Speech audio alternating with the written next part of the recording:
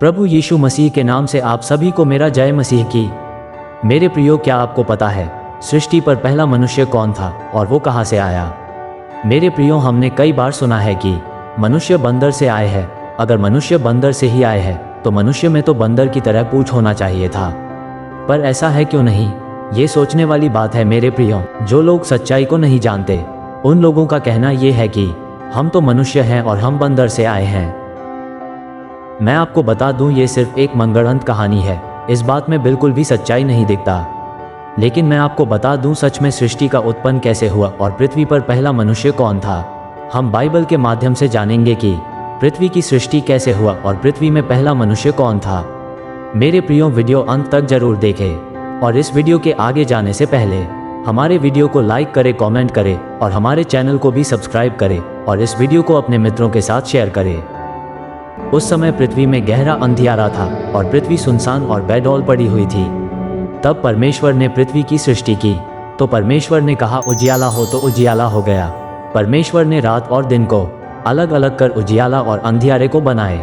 और परमेश्वर ने पृथ्वी में रहने वाले जीव जंतु, जानवर, पशु पक्षी बनाए और जल में रहने वाले जीव जंतु भी परमेश्वर ने बनाए और वनस्पति, पेड़ पौधे को भी बनाए। परमेश्वर ने ये सभी काम 5 दिन में समाप्त किया। फिर परमेश्वर ने देखा कि सब अच्छा है। परमेश्वर ने सोचा कि सृष्टि पर अधिकार रखने के लिए कोई तो होना चाहिए। फिर 6वें दिन परमेश्वर ने मनुष्य की रचना की। परमेश्वर ने मनुष्य को मिट्टी से बनाया और पहला मनुष्य आदम को बनाया। परमेश्वर ने उसके नथनों में जीवन का श्वास फूंका, जिससे आदम एक जीवित प्राणी बन गया। तब परमेश्वर ने मनुष्य को अपने स्वरूप और समानता के अनुसार उत्पन्न किया और परमेश्वर ने उनको आशीष दी और उनसे कहा, फूलो, फलो और पृथ्वी में भर जाओ और उसको अपने वश में कर लो और समुद्र की मछलियों तथा आकाश के पक्षियों और पृथ्वी पर रेंगने वाले सब जंतुओं पर अधिकार रखो। परमेश्वर ने ये सभी काम करके 7वें दिन विश्राम किया और यहोवा परमेश्वर ने पूर्व की ओर अदन देश में एक वाटिका लगाई और वहां आदम को, जिसे उसने रचा था, रख दिया। और परमेश्वर ने जिसके फल खाने में अच्छे थे और कई प्रकार के वृक्ष तथा पेड़ पौधे भी लगा दिए और वाटिका के बीच में जीवन के वृक्ष को और भले या बुरे के ज्ञान के वृक्ष को भी लगाए। और उस वाटिका को सींचने के लिए एक महानदी अदन से निकली और वहां से आगे बहकर 4 धारा में हो गई। तब यहोवा परमेश्वर ने आदम को लेकर अदन की वाटिका में रख दिया कि वो उसमें काम करे और उसकी रक्षा करे। तब यहोवा परमेश्वर ने आदम को ये आज्ञा दी कि तू वाटिका के सब वृक्षों का फल खा सकता है, पर भले या बुरे के ज्ञान का जो वृक्ष है उसका फल तू कभी न खाना, क्योंकि जिस दिन तू उसका फल खाएगा उसी दिन अवश्य मर जाएगा। फिर यहोवा परमेश्वर ने कहा, आदम का अकेला रहना अच्छा नहीं, मैं उसके लिए एक ऐसा सहायक बनाऊंगा जो उससे मेल खाए। और यहोवा परमेश्वर भूमि में से सब जाति के पशुओं और आकाश के सब प्रकार के पक्षियों को रचकर आदम के पास ले आए कि उनका नाम रखे। और जिस जिस जीवित प्राणी का जो नाम आदम ने रखा वही उसका नाम हो गया। परंतु आदम के लिए कोई ऐसा सहायक न मिला जो उससे मेल खा सके।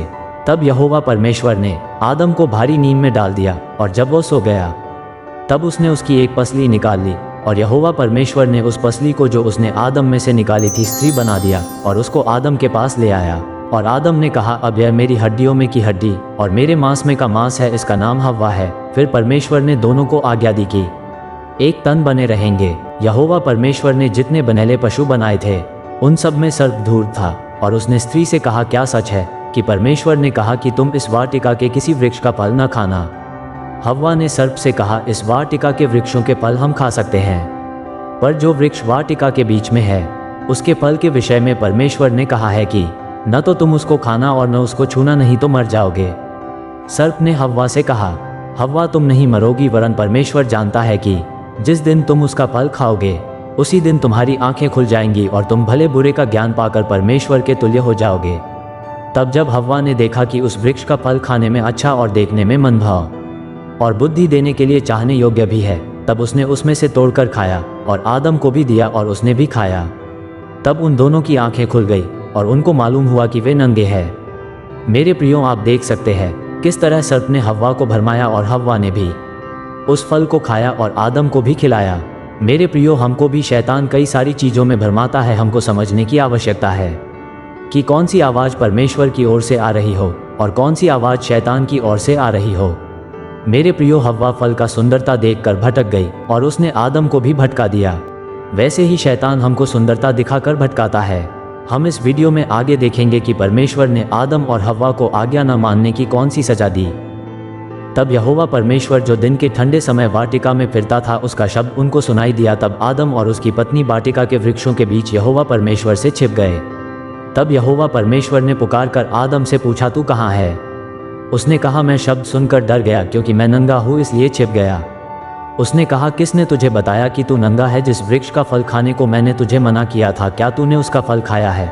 आदम ने कहा, जिस स्त्री को तूने मेरे संग रहने को दिया है उसी ने उस वृक्ष का फल मुझे दिया और मैंने खाया। तब यहोवा परमेश्वर ने स्त्री से कहा, तुमने यह क्या किया है? स्त्री ने कहा, सर्प ने मुझे बहका दिया तब मैंने खाया। तब यहोवा परमेश्वर ने सर्प से कहा, तूने जो ये किया है इसलिए तू सब घरेलू पशुओं और सब बनेले पशुओं से अधिक शापित है। तू पेट के बल चला करेगा और जीवन भर मिट्टी चाटता रहेगा। और मैं तेरे और इस स्त्री के बीच में, इसके वंश के बीच में बैर उत्पन्न करूंगा। वह तेरे सिर को कुचल डालेगा और तू उसकी एड़ी को डसेगा।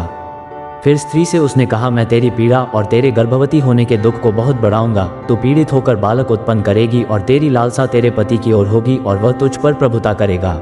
और आदम से परमेश्वर ने कहा, तूने जो अपनी पत्नी की बात सुनी और जिस वृक्ष के फल के विषय मैंने तुझे आज्ञा दी थी कि तू उसे न खाना, उसको तूने खाया है, इसलिए भूमि तेरे कारण शापित है। तू उसकी उपज जीवन भर दुख के साथ खाया करेगा और तू खेत की उपज खाएगा, अपने माथे के पसीने की रोटी खाया करेगा और अंत में मिट्टी में मिल जाएगा, क्योंकि तू उसी में से निकाला गया है। और यहोवा परमेश्वर ने आदम और उसकी पत्नी के लिए चमड़े के अंगरखे बनाकर उनको पहना दिए। तब दोनों शर्माए नहीं।